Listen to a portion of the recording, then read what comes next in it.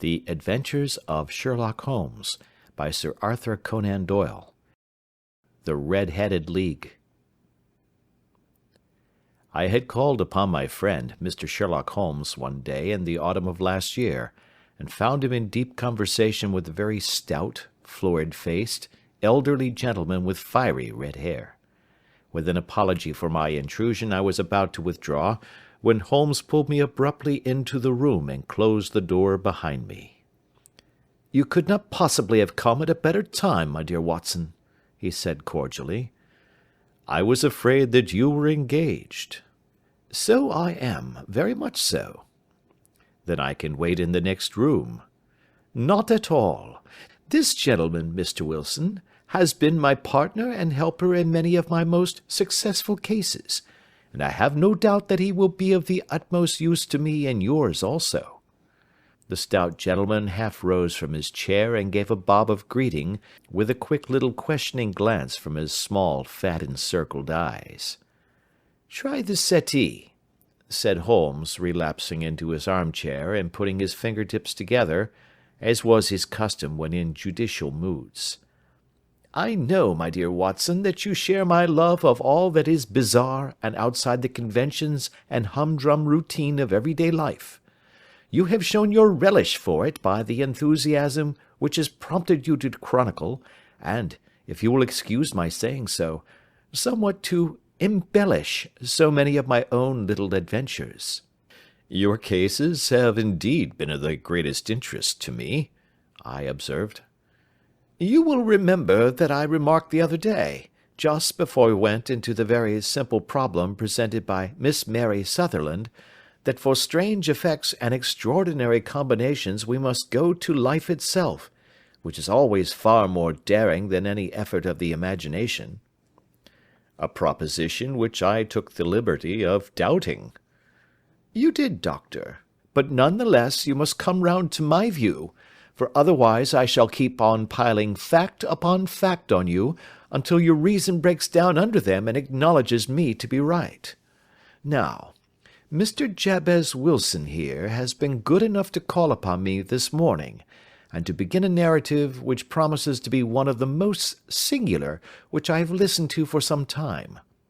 You have heard me remark that the strangest and most unique things are very often connected not with the larger but with the smaller crimes, and occasionally, indeed, where there is room for doubt whether any positive crime has been committed.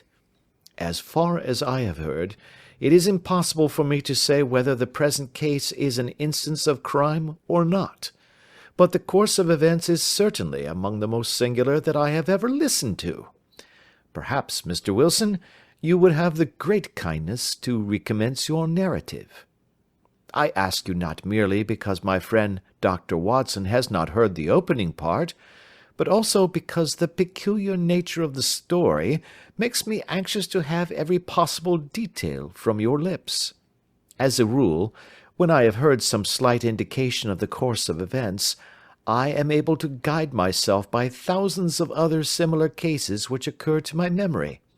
In the present instance, I am forced to admit that the facts are, to the best of my belief, unique." The portly client puffed out his chest with an appearance of some little pride, and pulled a dirty and wrinkled newspaper from the inside pocket of his greatcoat. As he glanced down the advertisement column, with his head thrust forward and the paper flattened out upon his knee, I took a good look at the man and endeavoured, after the fashion of my companion, to read the indications which might be presented by his dress or appearance. I did not gain very much, however, by my inspection.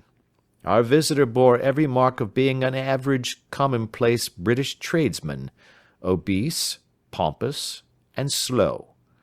He wore rather baggy grey shepherd's check trousers, a not over-clean black frock-coat, unbuttoned in the front, and a drab waistcoat with a heavy brassy Albert chain, and a square pierced bit of metal dangling down as an ornament. A frayed top hat and a faded brown overcoat with a wrinkled velvet collar lay upon a chair beside him. Altogether, look as I would, There was nothing remarkable about the man save his blazing red head, and the expression of extreme chagrin and discontent upon his features. Sherlock Holmes's quick eye took in my occupation, and he shook his head with a smile as he noticed my questioning glances.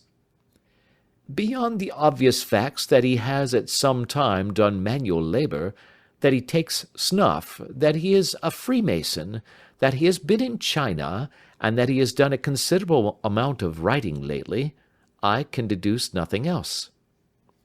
Mr. Jabez Wilson started up in his chair, with his forefinger upon the paper, but his eyes upon my companion. "How, in the name of good fortune, did you know all that, Mr. Holmes?" he asked.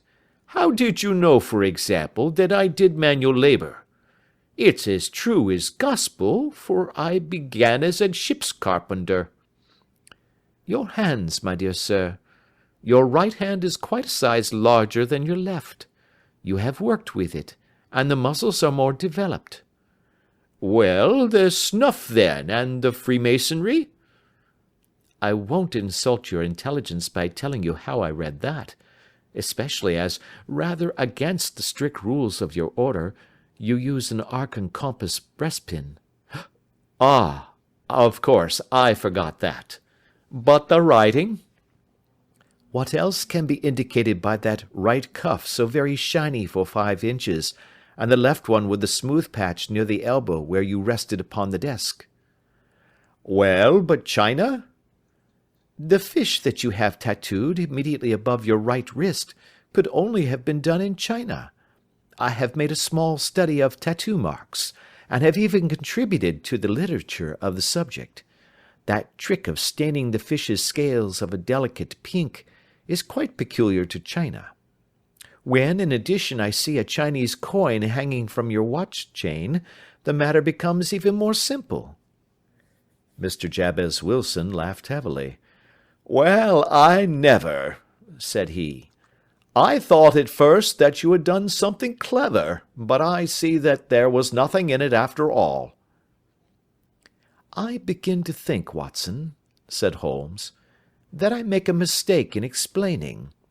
Omne ignoratum pro magnifico, you know, and my poor little reputation, such as it is, will suffer shipwreck if I am so candid. Can you not find the advertisement, Mr. Wilson?" "Yes, I have got it now," he answered with his thick red finger planted halfway down the column. "Here it is. This is what began it all. You just read it for yourself, sir." I took the paper from him and read as follows: "To the Red-Headed League.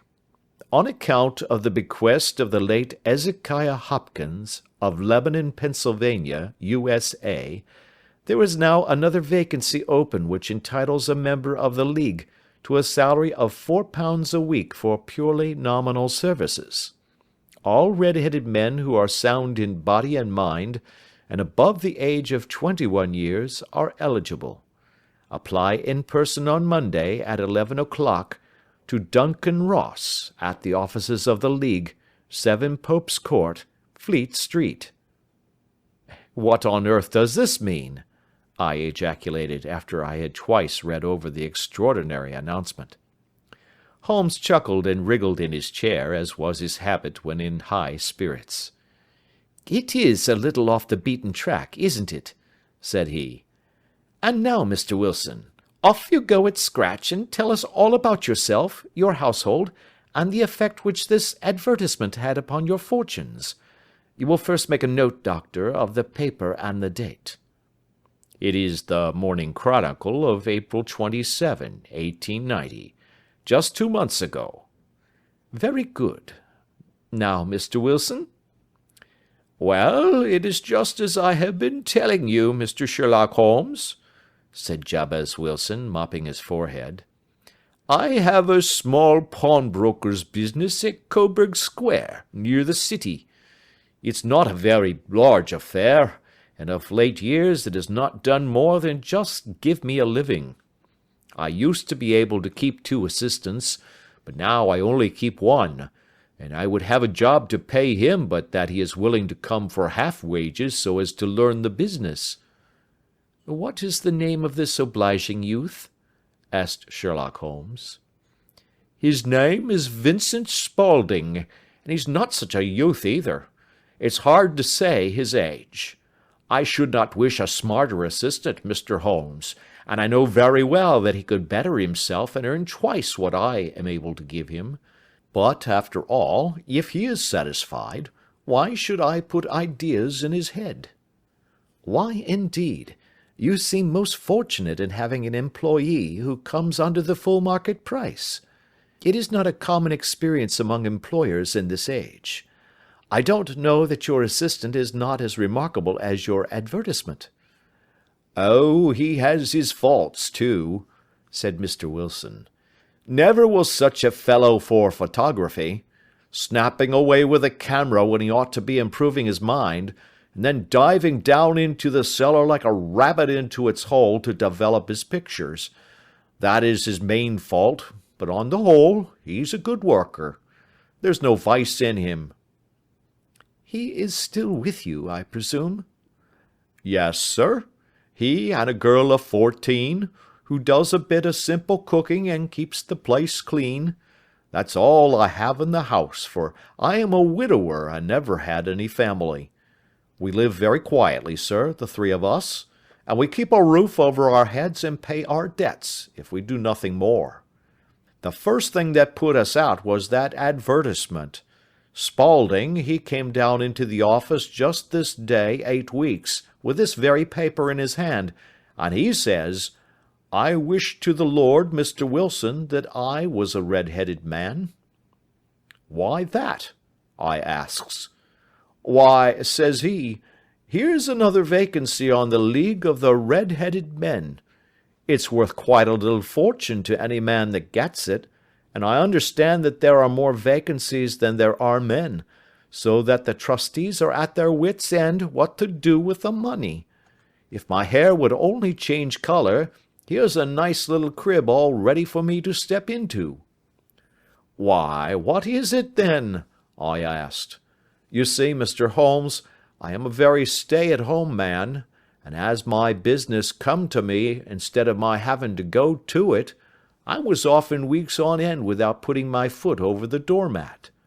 In that way, I didn't know much of what was going on outside, and I was always glad of a bit of news.' 'Have you never heard of the League of the Red-headed Men?' he asked with his eyes open. 'Never.' 'Why, I wonder at that, for you are eligible yourself for one of the vacancies.' 'And what are they worth?' I asked. 'Oh, merely a couple of hundred a year, but the work is slight, and it need not interfere very much with one's other occupations.' Well, you can easily think that that made me prick up my ears, for the business has not been over good for some years, and an extra couple of hundred would have been very handy. 'Tell me all about it,' said I. 'Well,' said he, showing me the advertisement, 'you can see for yourself that the League has a vacancy, and there is the address where you should apply for particulars. As far as I can make out, the League was founded by an American millionaire, Ezekiah Hopkins, who was very peculiar in his ways. He was himself red-headed, and he had a great sympathy for all red-headed men. So, when he died, it was found that he had left his enormous fortune in the hands of trustees, with instructions to apply the interest to the providing of easy berths to men whose hair is of that colour. From all I hear, it is splendid pay, and very little to do.' 'But,' said I, 'there would be millions of red-headed men who would apply.' 'Not so many as you might think,' he answered. 'You see, it is really confined to Londoners and to grown men. This American had started from London when he was young, and he wanted to do the old town a good turn. Then again, I have heard it is no use your applying if your hair is light red, or dark red, or anything but real bright, blazing, fiery red. Now, if you cared to apply, Mr. Wilson, you would just walk in, but perhaps it would hardly be worth your while to put yourself out of the way for the sake of a few £100. Now, it is a fact, gentlemen, as you may see for yourselves, that my hair is of a very full and rich tint, so that it seemed to me that if there was to be any competition in the matter, I stood as good a chance as any man that I had ever met. Vincent Spaulding seemed to know so much about it that I thought he might prove useful, so I just ordered him to put up the shutters for the day, and to come right away with me. He was very willing to have a holiday, so we shut the business up and started off for the address that was given us in the advertisement. I never hope to see such a sight as that again, Mr. Holmes. From north, south, east, and west, every man who had a shade of red in his hair had tramped into the city to answer the advertisement. Fleet Street was choked with red-headed folk, and Pope's Court looked like a coster's orange barrow. I should not have thought there were so many in the whole country as were brought together by that single advertisement. Every shade of color they were, straw, lemon, orange, brick, Irish setter, liver, clay. But, as Spaulding said, there were not many who had the real vivid flame-colored tint. When I saw how many were waiting, I would have given it up in despair, but Spaulding would not hear of it.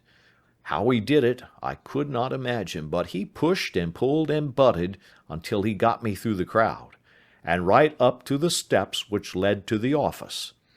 There was a double stream upon the stair, some going up in hope, and some coming back dejected, but we wedged in as well as we could, and soon found ourselves in the office. "Your experience has been a most entertaining one," remarked Holmes, as his client paused and refreshed his memory with a huge pinch of snuff. "Pray continue your very interesting statement." There was nothing in the office but a couple of wooden chairs and a deal table, behind which sat a small man with a head that was even redder than mine. He said a few words to each candidate as he came up, and then he always managed to find some fault in them which would disqualify them. Getting a vacancy did not seem to be such a very easy matter, after all.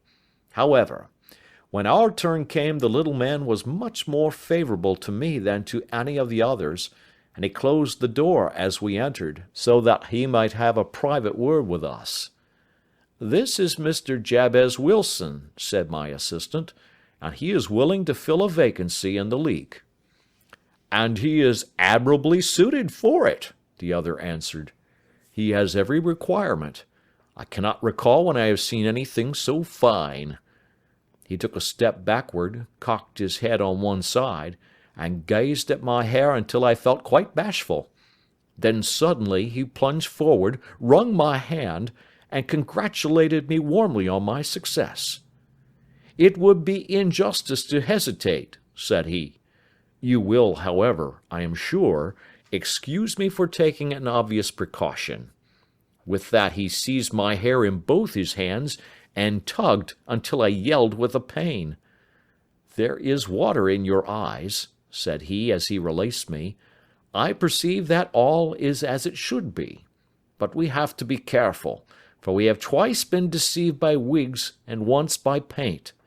I could tell you tales of cobbler's wax which would disgust you with human nature." He stepped over to the window and shouted through it at the top of his voice that the vacancy was filled.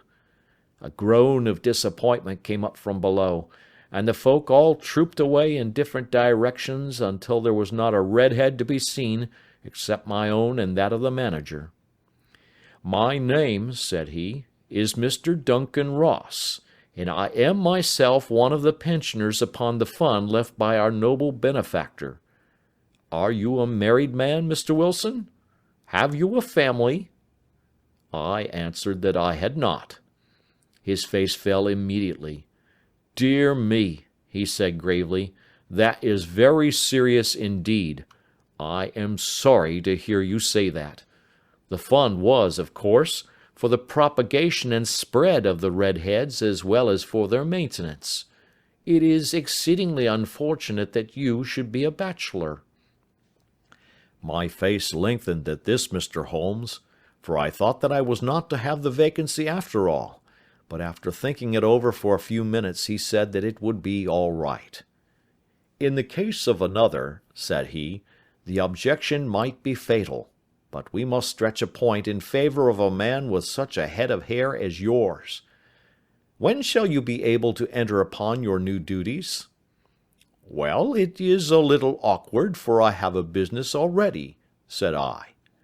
Oh, never mind about that, Mr. Wilson, said Vincent Spaulding.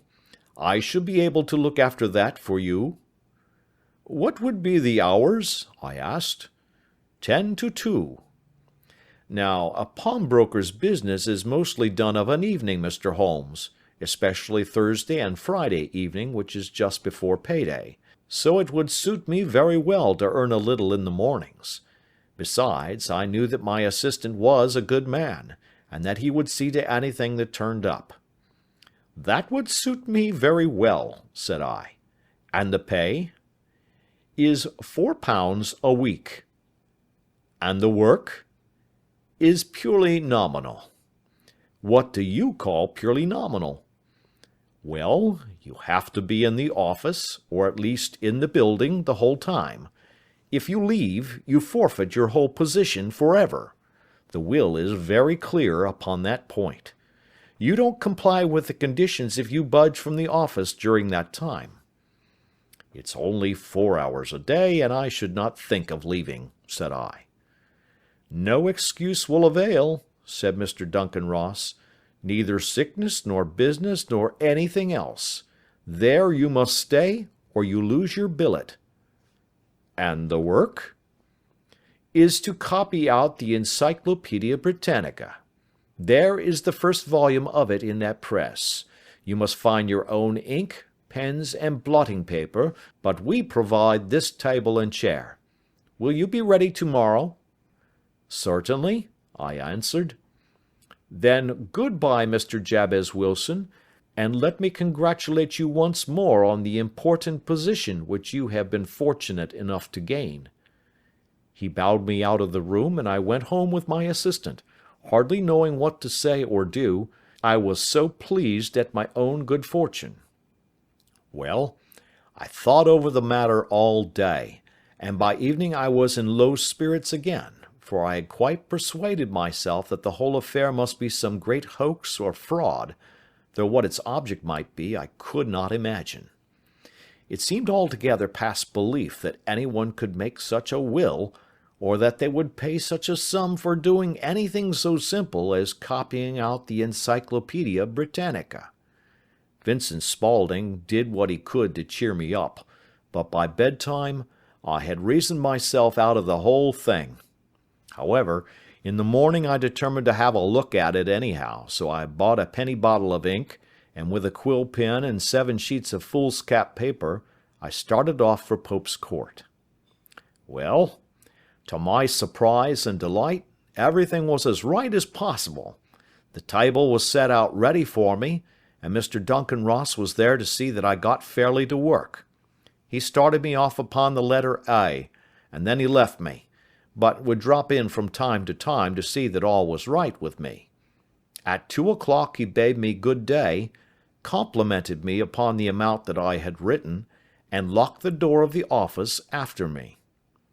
This went on for day after day, Mr. Holmes, and on Saturday the manager came in and planked down 4 golden sovereigns for my week's work. It was the same next week, and the same the week after. Every morning I was there at 10, and every afternoon I left at 2. By degrees Mr. Duncan Ross took to coming in only once of a morning, and then, after a time, he did not come in at all. Still, of course, I never dared to leave the room for an instant, for I was not sure when he might come, and the billet was such a good one, and suited me so well, that I would not risk the loss of it. 8 weeks passed away like this, and I had written about abbots, and archery, and armor, and architecture in Attica, and hoped with diligence that I might get on to the bees before very long. It cost me something in foolscap, and I had pretty nearly filled a shelf with my writings, and then suddenly the whole business came to an end. To an end? Yes, sir, and no later than this morning. I went to my work as usual at 10 o'clock, but the door was shut and locked, with a little square of cardboard hammered on to the middle of the panel with a tack. Here it is, and you can read for yourself." He held up a piece of white cardboard about the size of a sheet of note paper. It read in this fashion: "The Red-Headed League is dissolved. October 9, 1890. Sherlock Holmes and I surveyed this curt announcement and the rueful face behind it, until the comical side of the affair so completely overtopped every other consideration that we both burst out into a roar of laughter. "I cannot see that there is anything very funny," cried our client, flushing up to the roots of his flaming head. "If you can do nothing better than laugh at me, I can go elsewhere." "No, no," cried Holmes, shoving him back into the chair from which he had half risen. "I really wouldn't miss your case for the world. It is most refreshingly unusual. But there is, if you will excuse my saying so, something just a little funny about it. Pray, what steps did you take when you found the card upon the door?" "I was staggered, sir. I did not know what to do. Then I called at the offices round, but none of them seemed to know anything about it. Finally, I went to the landlord, who is an accountant living on the ground floor, and I asked him if he could tell me what had become of the Red-Headed League. He said that he had never heard of any such body. Then I asked him who Mr. Duncan Ross was. He answered that the name was new to him. "Well," said I, "the gentleman at number 4. "What, the red-headed man?" "Yes." "Oh," said he, "his name was William Morris. He was a solicitor, and was using my room as a temporary convenience until his new premises were ready. He moved out yesterday." "Where could I find him?" "Oh, at his new offices? He did tell me the address. Yes, 17 King Edward Street, near St. Paul's." "I started off, Mr. Holmes, but when I got to that address it was a manufactory of artificial knee-caps, and no one in it had ever heard of either Mr. William Morris or Mr. Duncan Ross." "And what did you do then?" asked Holmes. "I went home to Saxe Coburg Square, and I took the advice of my assistant. But he could not help me in any way. He could only say that if I waited I should hear by post. But that was not quite good enough, Mr. Holmes. I did not wish to lose such a place without a struggle. So, as I have heard that you were good enough to give advice to poor folk who were in need of it, I came right away to you." "And you did very wisely," said Holmes. "Your case is an exceedingly remarkable one, and I shall be happy to look into it. From what you have told me, I think it is possible that graver issues hang from it than might at first sight appear." "Grave enough," said Mr. Jabez Wilson. "Why, I have lost £4 a week." "As far as you are personally concerned," remarked Holmes, "I do not see that you have any grievance against this extraordinary league. On the contrary, you are, as I understand, richer by some £30, to say nothing of the minute knowledge which you have gained on every subject which comes under the letter A. You have lost nothing by them." "No, sir, but I want to find out about them, and who they are, and what their object was in playing this prank, if it was a prank, upon me. It was a pretty expensive joke for them, for it cost them £32. "We shall endeavour to clear up these points for you. And first, 1 or 2 questions, Mr. Wilson. This assistant of yours, who first called your attention to the advertisement, how long has he been with you?" "About a month, then." "How did he come?" "In answer to an advertisement." "Was he the only applicant?" "No, I had a dozen." "Why did you pick him?" "Because he was handy and would come cheap." "At half wages, in fact?" "Yes." "What is he like, this Vincent Spaulding?"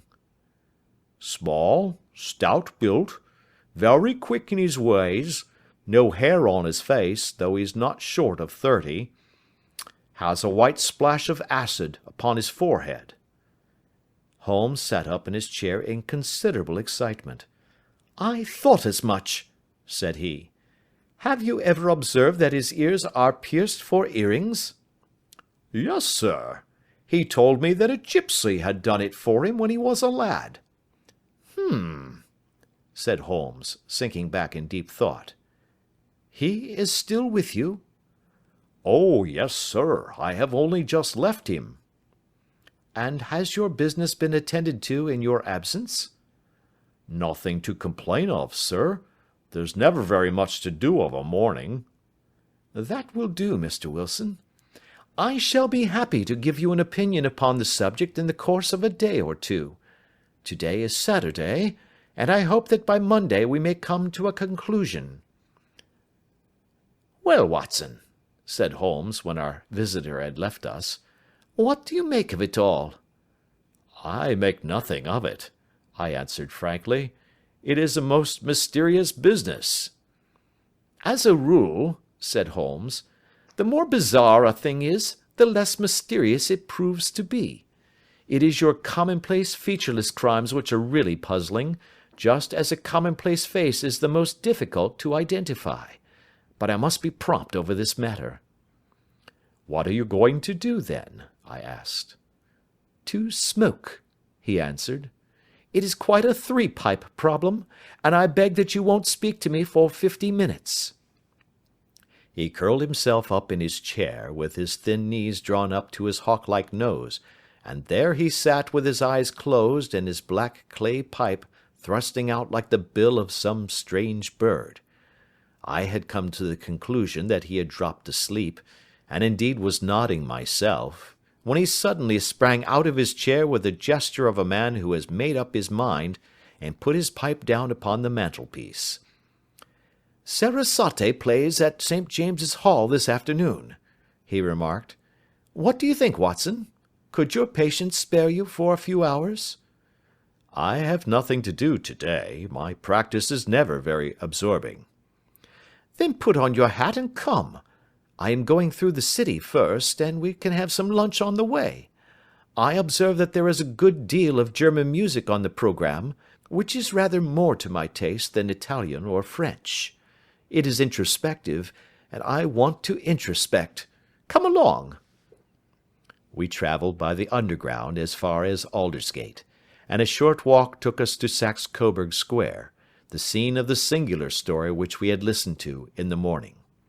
It was a poky, little, shabby, genteel place, where 4 lines of dingy, 2-storied brick houses looked out into a small railed-in enclosure, where a lawn of weedy grass and a few clumps of faded laurel bushes made a hard fight against a smoke-laden and uncongenial atmosphere. 3 gilt balls and a brown board with Jabez Wilson in white letters upon a corner house announced the place where our red-headed client carried on his business. Sherlock Holmes stopped in front of it with his head on one side and looked it all over, with his eyes shining brightly between puckered lids. Then he walked slowly up the street, and then down again to the corner, still looking keenly at the houses. Finally he returned to the pawnbroker's, and, having thumped vigorously upon the pavement with his stick 2 or 3 times, he went up to the door and knocked. It was instantly opened by a bright-looking, clean-shaven young fellow, who asked him to step in. "Thank you," said Holmes. "I only wish to ask you how you would go from here to the Strand." "Third right, fourth left," answered the assistant promptly, closing the door. "Smart fellow, that," observed Holmes as we walked away. "He is, in my judgment, the 4th smartest man in London, and for daring I am not sure that he has not a claim to be 3rd. I have known something of him before." "Evidently," said I, "Mr. Wilson's assistant counts for a good deal in this mystery of the Red-Headed League. I am sure that you inquired your way merely in order that you might see him." "Not him." "What then?" "The knees of his trousers." And what did you see? What I expected to see. Why did you beat the pavement? My dear doctor, this is a time for observation, not for talk. We are spies in an enemy's country. We know something of Saxe-Coburg Square. Let us now explore the parts which lie behind it. The road in which we found ourselves as we turned round the corner from the retired Saxe-Coburg Square presented as great a contrast to it as the front of a picture does to the back. It was one of the main arteries which conveyed the traffic of the city to the north and west. The roadway was blocked with the immense stream of commerce flowing in a double tide inward and outward, while the footpaths were black with the hurrying swarm of pedestrians. It was difficult to realize, as we looked at the line of fine shops and stately business premises, that they really abutted on the other side upon the faded and stagnant square which we had just quitted. "Let me see," said Holmes, standing at the corner and glancing along the line. "I should like just to remember the order of the houses here. It is a hobby of mine to have an exact knowledge of London. There is Mortimer's, the tobacconist, the Coburg branch of the City and Suburban Bank, the Vegetarian Restaurant, and McFarlane's carriage-building depot. That carries us right on to the other block. And now, doctor, we've done our work, so it's time we had some play. A sandwich and a cup of coffee, and then off to Violin Land, where all is sweetness and delicacy and harmony, and there are no red-headed clients to vex us with their conundrums." My friend was an enthusiastic musician, being himself not only a very capable performer, but a composer of no ordinary merit. All the afternoon he sat in the stalls, wrapped in the most perfect happiness, gently waving his long, thin fingers in time to the music, while his gently smiling face and his languid, dreamy eyes were as unlike those of Holmes the sleuth-hound, Holmes the relentless, keen-witted, ready-handed criminal agent, as it was possible to conceive. In his singular character, the dual nature alternately asserted itself, and his extreme exactness and astuteness represented, as I have often thought, the reaction against the poetic and contemplative mood which occasionally predominated in him. The swing of his nature took him from extreme languor to devouring energy, and as I knew well, he was never so truly formidable as when, for days on end, he had been lounging in his armchair amid his improvisations and his black-letter editions.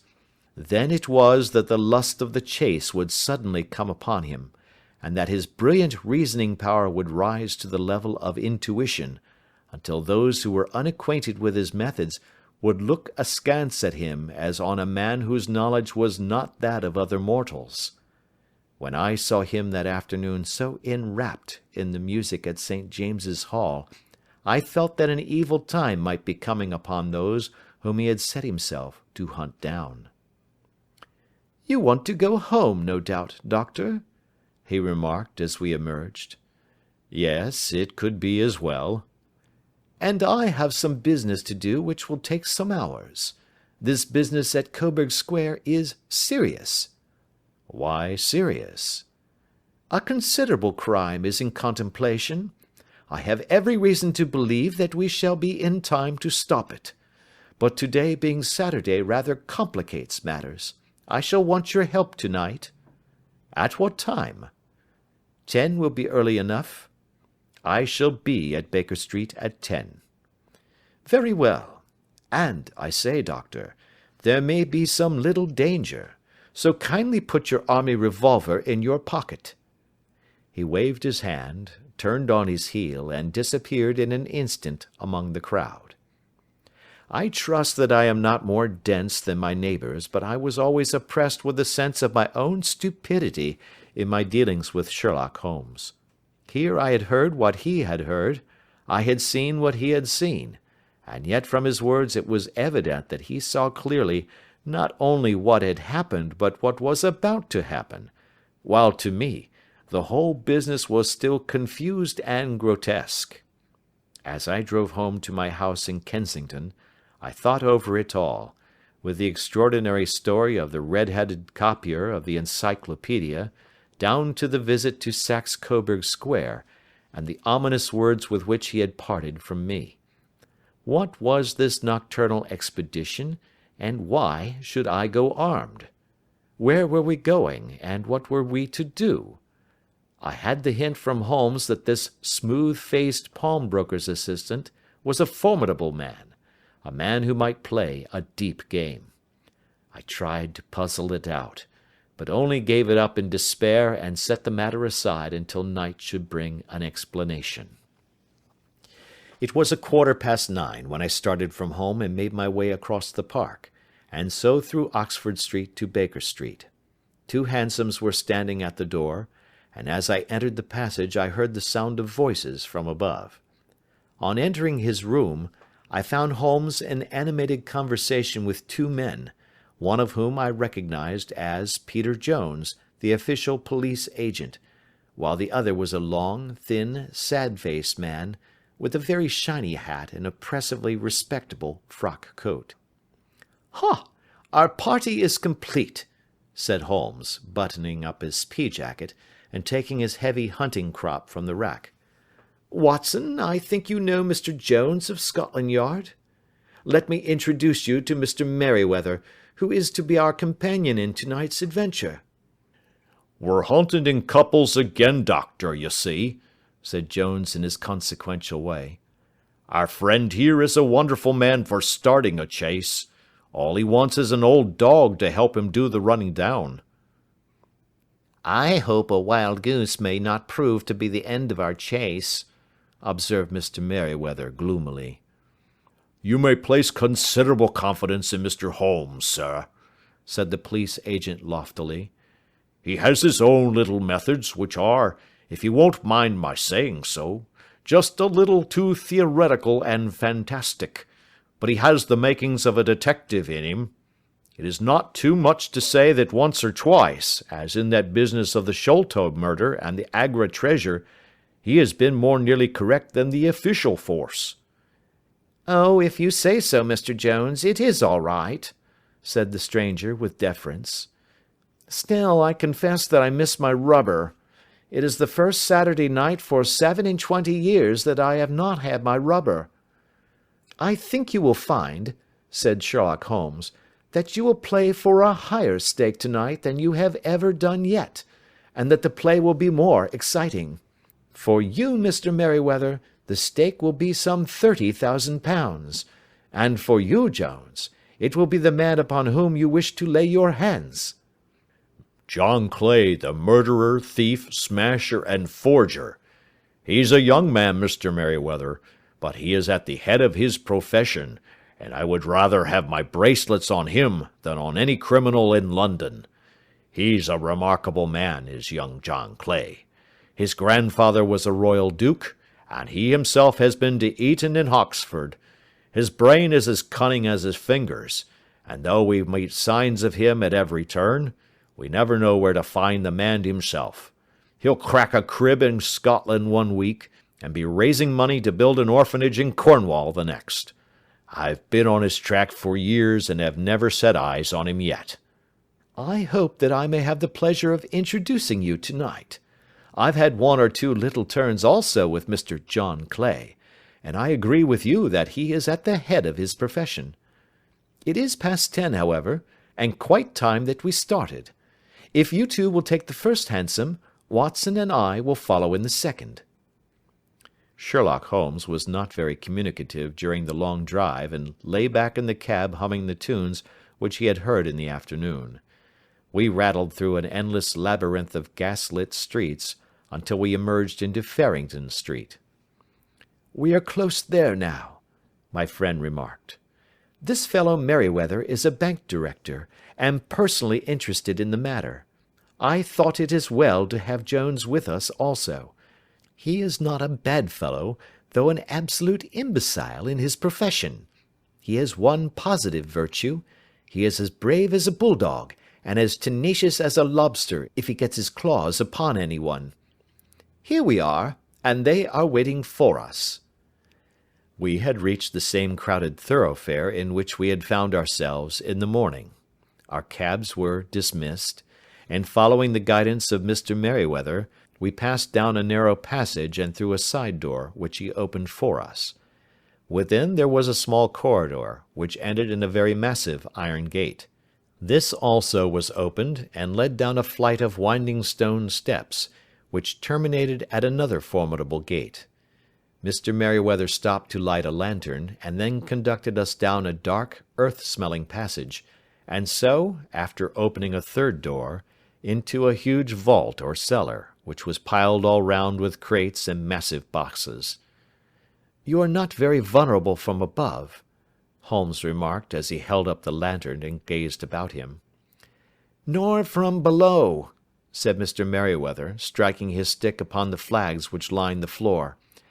"Why, dear me, it sounds quite hollow," he remarked, looking up in surprise. "I must really ask you to be a little more quiet," said Holmes severely. "You have already imperilled the whole success of our expedition. Might I beg that you would have the goodness to sit down upon one of these boxes, and not to interfere?" The solemn Mr. Merryweather perched himself upon a crate, with a very injured expression upon his face, while Holmes fell upon his knees upon the floor, and, with the lantern and a magnifying lens, began to examine minutely the cracks between the stones. A few seconds sufficed to satisfy him, for he sprang to his feet again, and put his glass in his pocket. "We have at least an hour before us," he remarked, "for they can hardly take any steps until the good pawnbroker is safely in bed. Then they will not lose a minute, for the sooner they do their work, the longer time they will have for their escape. We are at present, Doctor, as no doubt you have divined, in the cellar of the City branch of one of the principal London banks.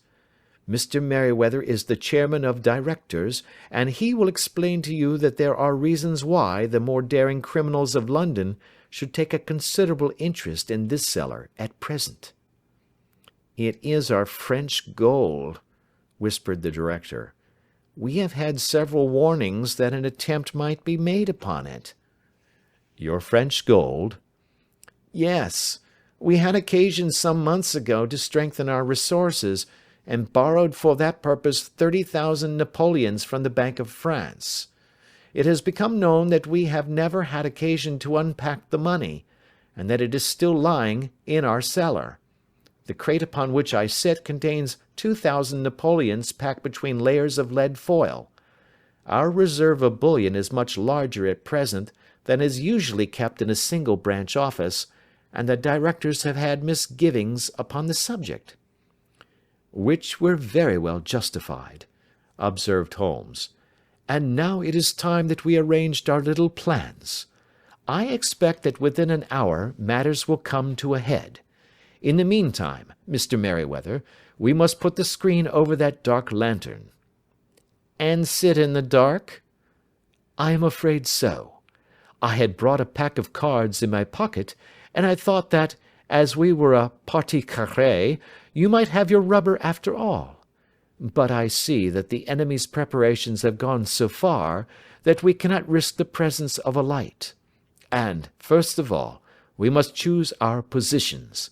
These are daring men, and though we shall take them at a disadvantage, they may do us some harm unless we are careful. I shall stand behind this crate, and do you conceal yourselves behind those. Then, when I flash a light upon them, close in swiftly. If they fire, Watson, have no compunction about shooting them down." I placed my revolver, cocked, upon the top of the wooden case behind which I crouched. Holmes shot the slide across the front of his lantern and left us in pitch darkness, such an absolute darkness as I have never before experienced. The smell of hot metal remained to assure us that the light was still there, ready to flash out at a moment's notice. To me, with my nerves worked up to a pitch of expectancy, there was something depressing and subduing in the sudden gloom, and in the cold, dank air of the vault. "They have but one retreat," whispered Holmes. "That is back through the house into Saxe Coburg Square. I hope that you have done what I asked you, Jones." "I have an inspector and 2 officers waiting at the front door." "Then we have stopped all the holes, and now we must be silent and wait." What a time it seemed! From comparing notes afterwards it was but an hour and a quarter, yet it appeared to me that the night must have almost gone, and the dawn be breaking above us.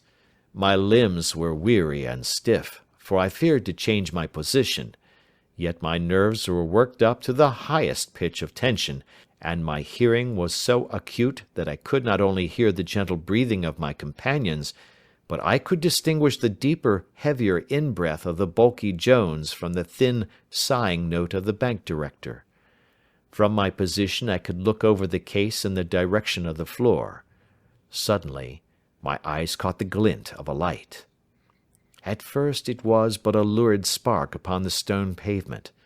Then it lengthened out until it became a yellow line, and then, without any warning or sound, a gash seemed to open, and a hand appeared, a white, almost womanly hand, which felt about in the centre of the little area of light.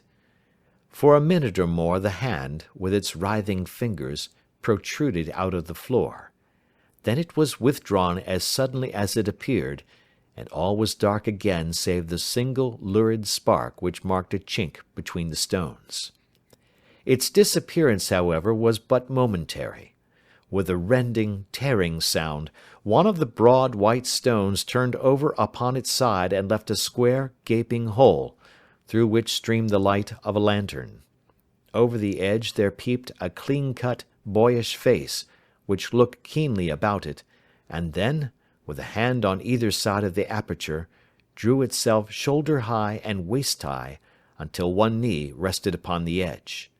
In another instant he stood at the side of the hole and was hauling after him a companion, lithe and small like himself, with a pale face, and a shock of very red hair. "It's all clear," he whispered. "Have you the chisel and the bags? Great Scott! Jump, Archie, jump, and I'll swing for it." Sherlock Holmes had sprung out and seized the intruder by the collar. The other dived down the hole, and I heard the sound of rending cloth as Jones clutched at his skirts. The light flashed upon the barrel of a revolver, but Holmes's hunting crop came down on the man's wrist, and the pistol clinked upon the stone floor. "It's no use, John Clay," said Holmes blandly. "You have no chance at all." "So I see," the other answered with the utmost coolness. "I fancy that my pal is all right, though I see you have got his coat-tails." "There are 3 men waiting for him at the door," said Holmes. "Oh, indeed. You seem to have done the thing very completely. I must compliment you." "And I you," Holmes answered. "Your red-headed idea was very new and effective." "You'll see your pal again presently," said Jones. "He's quicker at climbing down holes than I am. Just hold out while I fix the derbies." "I beg that you will not touch me with your filthy hands," remarked our prisoner as the handcuffs clattered upon his wrist. "You may not be aware that I have royal blood in my veins. Have the goodness also, when you address me, always to say sir and please." "All right," said Jones with a stare and a snigger. "Well, would you please, sir, march upstairs where we can get a cab to carry your highness to the police station?" "That is better," said John Clay serenely. He made a sweeping bow to the 3 of us, and walked quietly off in the custody of the detective. "Really, Mr. Holmes," said Mr. Merryweather, as we followed them from the cellar, "I do not know how the bank can thank you or repay you. There is no doubt that you have detected and defeated in the most complete manner one of the most determined attempts at bank robbery that have ever come within my experience." "I have had 1 or 2 little scores of my own to settle with Mr. John Clay," said Holmes. "I have been at some small expense over this matter, which I shall expect the bank to refund, but beyond that I am amply repaid by having had an experience which is in many ways unique, and by hearing the very remarkable narrative of the Red-Headed League. "You see, Watson," he explained in the early hours of the morning, as we sat over a glass of whiskey and soda in Baker Street, "it was perfectly obvious from the first that the only possible object of this rather fantastic business of the advertisement of the League, and the copying of the Encyclopaedia, must be to get this not over-bright pawnbroker out of the way for a number of hours every day. It was a curious way of managing it, but really it would be difficult to suggest a better. The method was no doubt suggested to Clay's ingenious mind by the colour of his accomplice's hair. The £4 a week was a lure which must draw him, and what was it to them, who were playing for thousands? They put in the advertisement, one rogue has the temporary office, the other rogue incites the man to apply for it, and together they manage to secure his absence every morning in the week. From the time that I heard of the assistant having come for half wages, it was obvious to me that he had some strong motive for securing the situation." "But how could you guess what the motive was?" "Had there been women in the house, I should have suspected a mere vulgar intrigue. That, however, was out of the question. The man's business was a small one, and there was nothing in his house which could account for such elaborate preparations, and such an expenditure as they were at. It must then be something out of the house. What could it be? I thought of the assistant's fondness for photography, and his trick of vanishing into the cellar. The cellar! There was the end of this tangled clue. Then I made inquiries as to this mysterious assistant, and found that I had to deal with one of the coolest and most daring criminals in London. He was doing something in the cellar, something which took many hours a day for months on end. What could it be, once more? I could think of nothing save that he was running a tunnel to some other building. So far I had got when we went to visit the scene of action. I surprised you by beating upon the pavement with my stick. I was ascertaining whether the cellar stretched out in front or behind. It was not in front. Then I rang the bell, and as I hoped, the assistant answered it.